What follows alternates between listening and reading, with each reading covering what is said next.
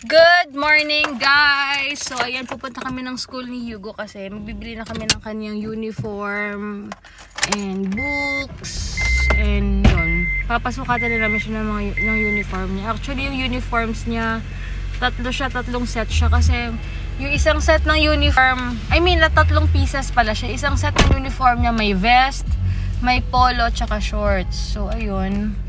Bibili muna kami and then pa yung books niya ewan ko kung ngayon yung niya ID picture niya. I don't know if it's today. Let's check. Yun lang, and then tsaka kami magla-lunch. Yun lang. How are you guys? How are you boys? Pagdadaan nila ko mamayang hapon na lang sa laundry kasi may mga shorts pa naman ako dun. And pwede naman yun tomorrow. Pero ang priority ngayon is si Hugo muna tapos bago kami Here you go. Are you excited? No. Meron akong singaw dito, dalawa, kaya ganyan yung lips ko. Hirap magsalita tsaka kumain later, guys. I'm not excited.